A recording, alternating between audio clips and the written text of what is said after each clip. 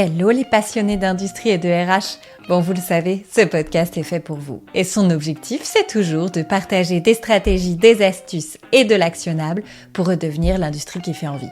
Bon, moi, c'est Claire Tenaillot. Je suis hôte du podcast et fondatrice de BeWanted. Et aujourd'hui, on fête une étape importante puisque le podcast a 3 mois. Alors, merci à vous d'être là, d'écouter, de partager et de faire vivre cette aventure.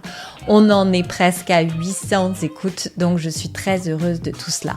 Alors, pour marquer le coup, je vous propose 2 épisodes un peu spéciaux, un peu hors série. Et cette fois, c'est moi qui ai été invitée.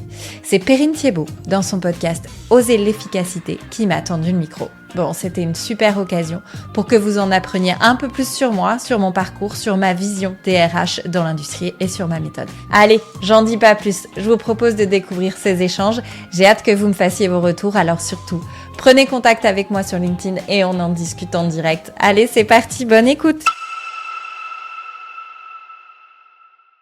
Salut à tous et bienvenue dans Oser l'efficacité. Moi, c'est Perrine Thiebaud, passionnée d'optimisation et de performance depuis plus de 10 ans et fondatrice de Digetic. J'en ai marre de voir des processus qui patinent, des pertes de temps récurrentes, des empilements d'outils irréfléchis. On met des pansements partout, alors qu'un check-up général serait plus que nécessaire. Dans ce podcast, je partage avec vous mes outils, méthodes et analyses pour simplifier, améliorer et booster vos performances. Seul ou avec mes invités, on explore comment rendre vos processus plus efficaces et adaptés à vos besoins. Et quand la base est bien saine, on parle aussi d'outils numériques. Alors, prêt à oser l'efficacité et à vraiment faire la différence ? C'est parti.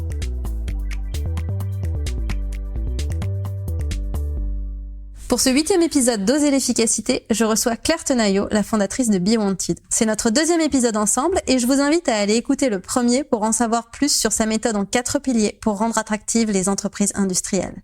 Le lien est dans la description et aujourd'hui on va attaquer très vite dans le dur. Rebonjour Claire. Hello Perrine.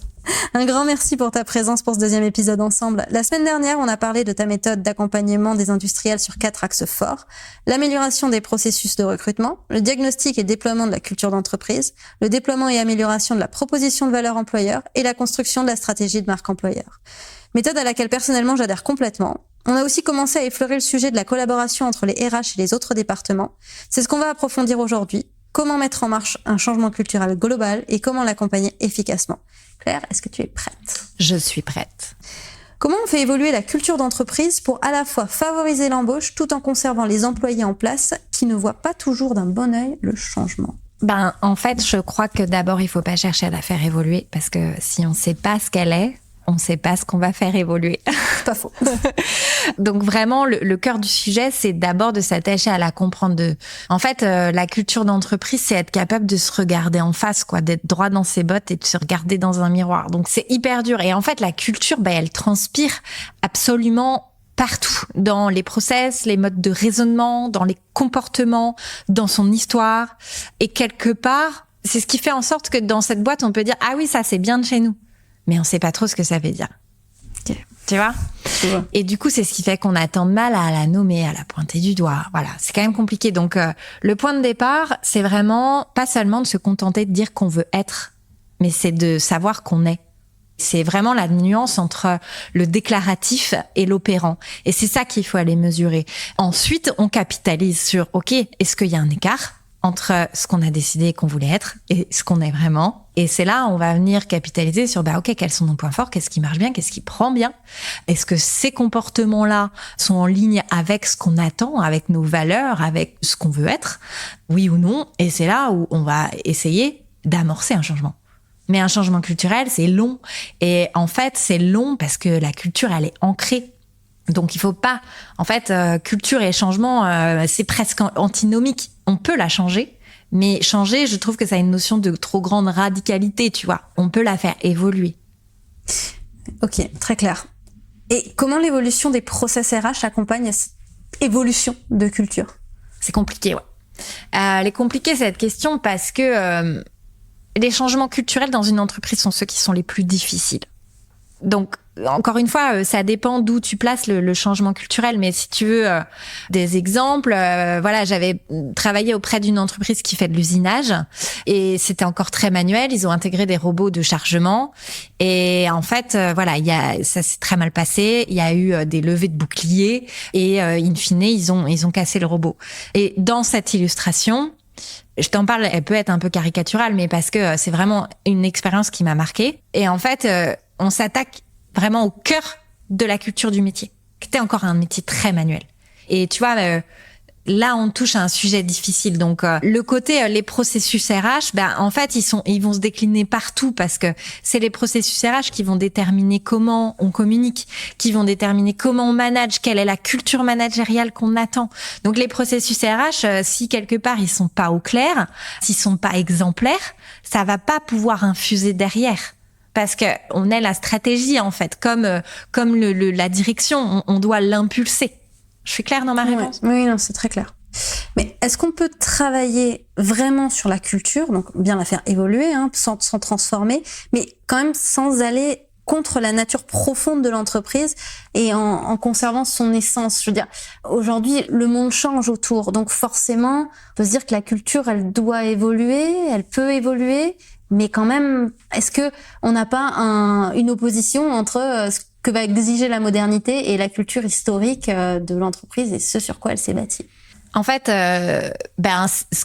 paradoxalement, ma réponse, c'est ça, ce que tu dis, c'est un point très culturel.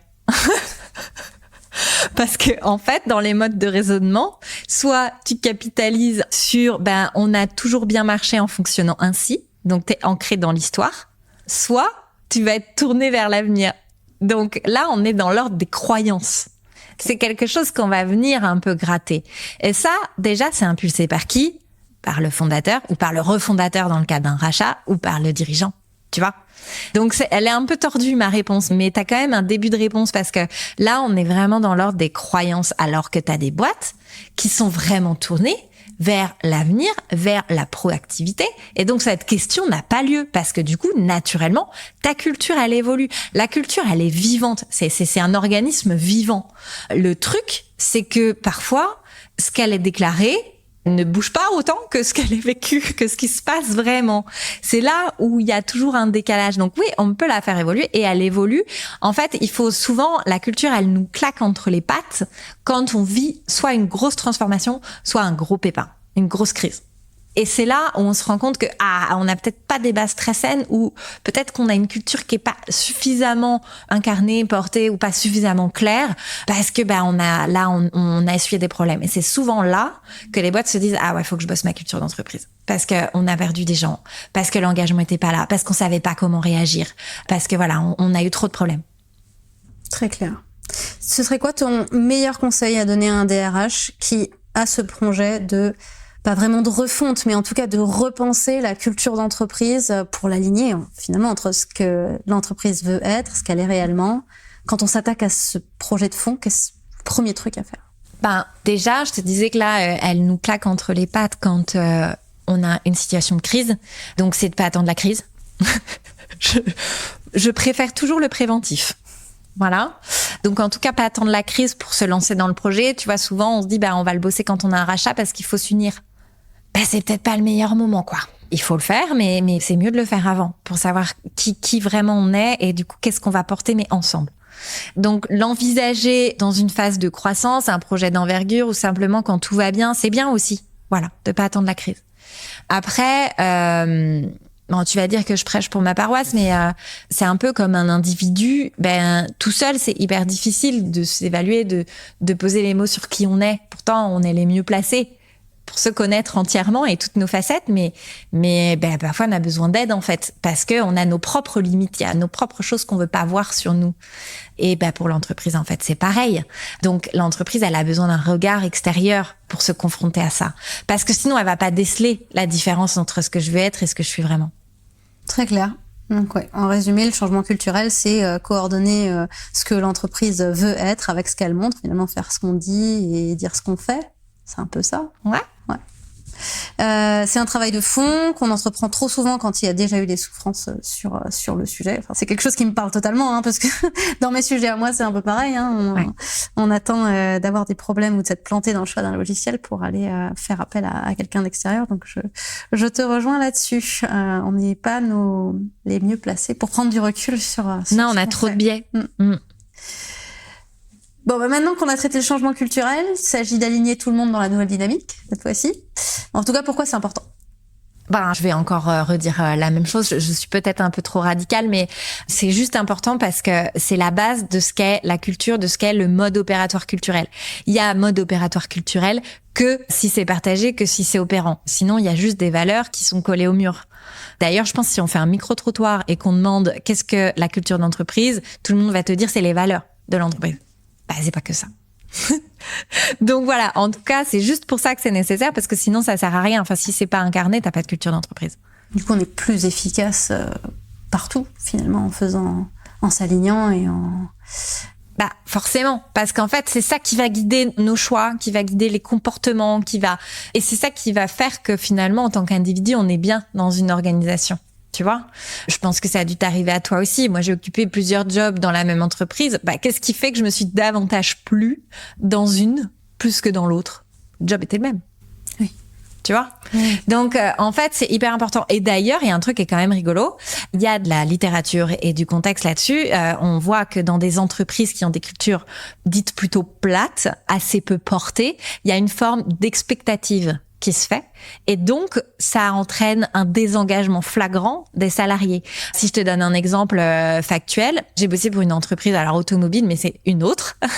Et c'était un petit site, ils étaient 130 personnes, mais pareil, groupe international, mais ils ont subi rachat sur rachat sur rachat depuis des années. Tous les 2-3 ans, en fait, ils changeaient. Ils n'avaient pas de stratégie portée par un groupe. C'était à eux de mettre en place leur propre stratégie. Du coup, pas vraiment de culture de boîte. Donc, une culture dite plate, un taux d'absentéisme à 23%. Je sais pas si t'imagines l'impact, aussi bien organisationnel que financier. Enfin, la déclinaison et le turnover, pareil, turnover catastrophique, quasiment 25%, je crois. Enfin, truc affreux.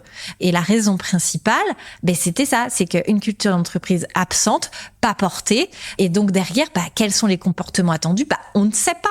On ne sait pas comment réagir. On ne sait pas ce qui fait qu'on est là, en fait. On attend qu'on nous donne des directives.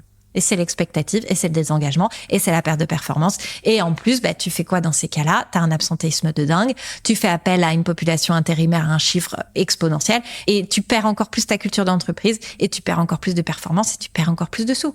C'est ça les signes qui montrent qu'on a un manque d'alignement, culture, mode opératoire, l'absentéisme, ou t'en as d'autres? Ouais, alors je pense que effectivement, ça peut en faire partie. Ces indicateurs-là, déjà quand t'attires pas du tout. Je pense que c'est le premier point. Alors dans l'industrie, c'est vrai qu'il faut pas s'attendre si on publie un poste, je cherche un technicien d'usinage. Ok, on va pas avoir 20 candidats, ça c'est évident. Mais quand vraiment on n'attire pas du tout, je pense qu'il faut déjà commencer à s'interroger là. Ou alors c'est qu'on met pas bien en musique qui on est. Mais effectivement, ces indicateurs, absentéisme, un turnover élevé, ça peut être aussi une distorsion importante au niveau du codir. Tu vois, ça je le vois souvent. Un codir qui est pas d'accord. Ou c'est musclé, ou ça veut dire que la vision elle n'est pas partagée. Enfin, à un moment donné, et donc si la vision est pas partagée, ça veut dire que ta stratégie elle est pas claire. Et donc comment veux-tu que ta culture derrière elle soit claire? C'est quoi pour toi les obstacles majeurs que tu vois quand on essaie d'aligner ces process opératoires? S'il y a des choses que tu as ajoutées sur le sujet. Ouais, en fait, c'est vraiment comment tu déclines ta culture en comportement attendu. Et donc ça se passe plutôt, là, tu vois, le sujet souvent, c'est je suis manager, mais qu'est-ce que je peux faire, qu'est-ce que je peux pas faire? C'est une question qu'on se pose tous quand on a managé. Est-ce que là, je suis bien? Est-ce que je suis pas bien? On se la pose en tant que parent aussi. Et quand tu manages, c'est pareil. Et en fait, la culture d'entreprise, si tu fais une déclinaison, je pense que vraiment le secret est là. Tu fais une déclinaison de ta culture d'entreprise en culture managériale. Qu'est-ce qu'on attend du rôle d'un manager? Tu peux faire un référentiel du manager et derrière, tu vas décliner en valeurs managériales. Et c'est ça qui va guider les comportements du manager dans l'exercice de ses missions. Se dire, oui, lorsque j'agis de telle manière, peut-être face à, il y a eu un comportement déviant et je ne peux pas tolérer ce comportement déviant, donc je réagis de telle manière, donc je manage en fonction des valeurs, et ben là, je suis cohérent. Et là, je génère de l'engagement parce que je suis en ligne. Et donc après, tu as plein de manières d'opérer pour que ta culture managériale, elle soit portée, elle soit mesurée. Et tu as des systèmes même d'évaluation. Ça, j'ai vu ça dans plusieurs boîtes. Assez peu encore dans l'industrie, mais j'ai envie de le mettre en place. Tu vois, tu as des systèmes en fait d'évaluation pour t'assurer que ton style de management, il est bien en adéquation avec les valeurs. Et donc, tu te fais évaluer par tes pairs, tes collaborateurs et tes managers. Et ça, c'est puissant. Très clair. Ok, donc une bonne culture où tout le monde est d'accord sur ce qu'on veut véhiculer, ce qu'on fait concrètement et une application concrète dans tous les départements opérationnels qui comprennent et appliquent la culture au quotidien. Bon, maintenant qu'on a vu ça, je suis obligée d'y ajouter un petit peu de technologie pour améliorer encore l'efficacité. Je prêche un peu pour ma paroisse, mais en même temps, c'est aussi pour ça qu'on est là. Donc, et c'est moi qui choisis les questions. T'as raison, c'est un plaisir. Est-ce que l'ajout d'automatisation ou d'assistance numérique, autre que l'automatisation, tout type, est un support au changement de culture? Je pense que c'est l'inverse, mais je me trompe peut-être. Je crois que c'est plus la culture, en tout cas de capitaliser sur la culture d'entreprise et la compréhension de la culture d'entreprise qui va te permettre d'opérer le changement de ton point de vue numérique, digital, etc. Parce que et je sais que quand tu vas en diagnostic, tu as besoin de t'imprégner. Et quelque part, tu vas t'imprégner, tu le conscientises peut-être pas, mais quelque part, tu vas t'imprégner de la culture d'entreprise. Oui, c'est vrai. Donc voilà, c'est quelque chose, tu peux capitaliser dessus pour comprendre qu'est-ce qui va marcher. Je pense que ça va fonctionner, ça va leur plaire parce que ils ont une appétence pour ce type de sujet. Enfin, tu vois. Donc je pense que c'est plutôt ça. Après, le numérique peut aider sur plein de choses, mais je pense que c'est plutôt dans cet ordre-là. Ok, donc on commence à faire bouger les lignes avant de vouloir faire évoluer le modèle et rajouter de l'acquisition numérique. Ok, de l'acquisition numérique. Ok, très clair. Est-ce que tu as des outils, technologies phares pour accélérer les processus RH en conservant la culture d'entreprise, des choses qui t'aident au quotidien vraiment? En fait, faut que j'adapte à chaque fois en fonction de l'entreprise parce que ça dépend de trop de facteurs. Est-ce qu'ils ont un SIRH ou pas? Donc l'idée c'est toujours de passer de leur process, de leurs besoins. C'est pas utile souvent de rajouter un outil. Voilà. Donc quels sont leurs outils à eux. Après, moi, j'ai mes propres outils, évidemment, pour faire les diagnostics et leur proposer des solutions. Mais si tu veux, j'ai pas forcément envie de leur en rajouter un qui soit nouveau, qui soit... Voilà.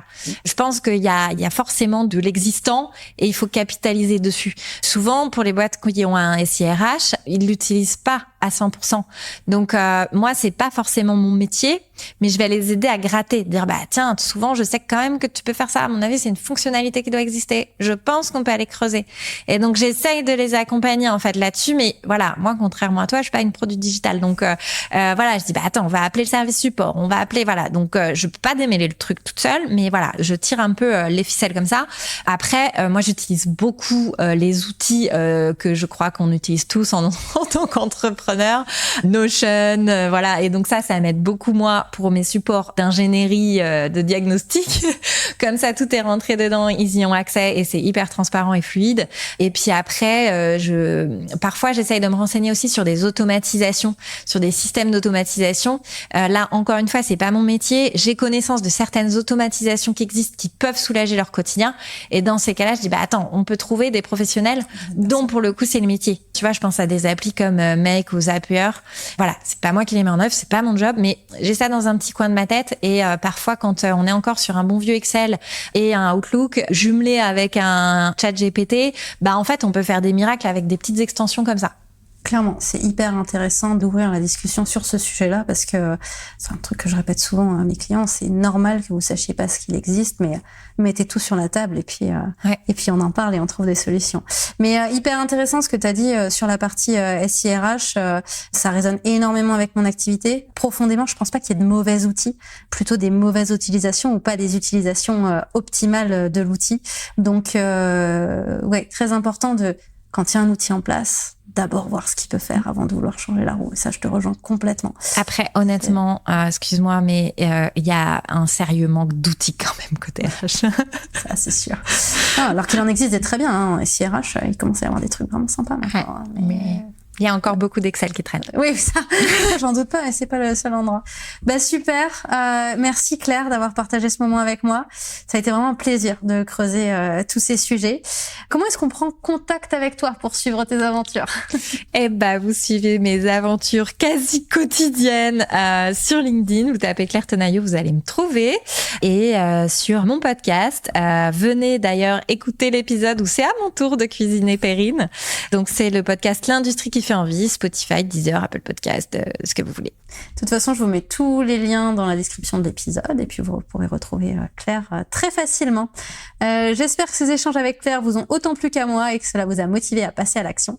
Le meilleur recrutement étant celui que l'on n'a pas à faire, soigner ses candidats et leur expérience de bout en bout vous permettra de les attirer et de les retenir en toute efficacité, bien évidemment. Merci Perrine. Merci Claire. Et voilà, c'est la fin de cet épisode d'Oser l'efficacité. Je serais curieuse de savoir ce que tu en as pensé. En tout cas, si cet épisode t'a plu, n'hésite pas à laisser un commentaire et à donner un avis 5 étoiles. Ça m'aide énormément. Tu peux aussi me suivre et me contacter sur LinkedIn et Instagram pour continuer la discussion. Je serais ravie d'échanger avec toi. Rendez-vous la semaine prochaine pour un nouvel épisode plein de conseils et d'astuces pour oser l'efficacité. À très vite!